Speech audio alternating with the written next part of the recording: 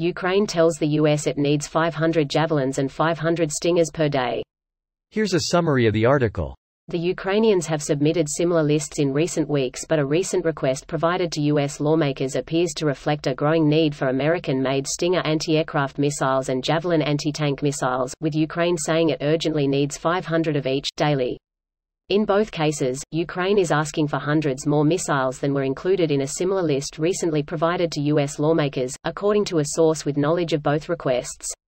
By March 7, less than 2 weeks into Russia's invasion of Ukraine, the US and other NATO members had sent about 17,000 anti-tank missiles and 2,000 anti-aircraft missiles into Ukraine. The last of a US $350 million security assistance package approved in late February arrived in Ukraine within the last few days, a senior defense official said, while the next 2 packages totaling $1 billion have already started to arrive. President Joe Biden said Thursday that armor systems, ammunition and our weapons are flowing into Ukraine as I speak. The defense official said it would be multiple flights over many days to get the equipment to Eastern Europe before it enters Ukraine at multiple land border crossings. On Wednesday, the United Kingdom announced it would ship 6,000 more missiles, including anti-tank and high-explosive weapons, to Ukraine, along with approximately $33 million in financial backing for the Ukrainian military.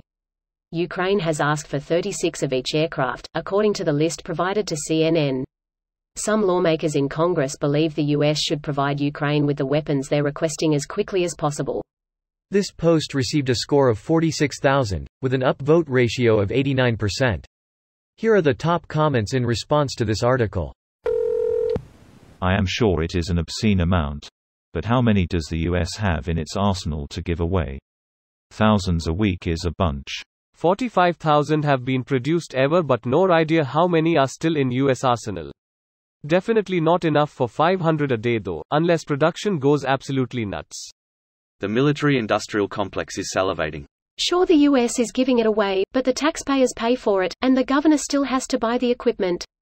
The biggest winners of this whole thing are probably the industrial complex again. What? That almost never happens. The American military-industrial complex being the big winners while everyone else loses? This has literally never happened before. Edit. I actually support this usage of the military-industrial complex more than any other time in recent memory, for the record. Just couldn't resist the opportunity to point out that they always win when there is a war. Slava Ukraini? Rule of acquisition number 34. War is good for business. You had me at Rule 34. I feel there is no way Ukraine actually uses this many per day. I would speculate that, rather, a lot of their units are forming or are under-equipped, so there is an enormous demand to get these weapons deployed in higher numbers in more places. Every commander is begging for more.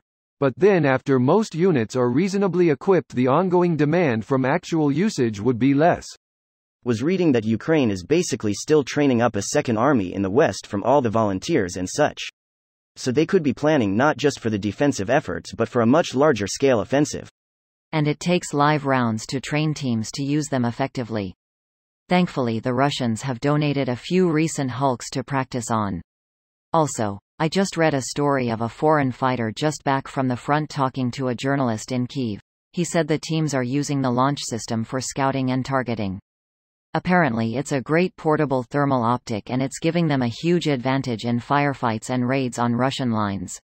When I was an artillery observer in a cavalry scout unit in the army in the Iraq wars, we had 0 Javelins but used the hell out of the Javelin CLU, thermal optic part, because it was a portable thermal optic. You couldn't use it very much though because the batteries ran out really fast and were hard to get even as a US soldier in an active combat zone, which normally has top priority. I often had the thought, how are they getting batteries for all those Javelin CLUs? This video was automatically created by Reddit to speech.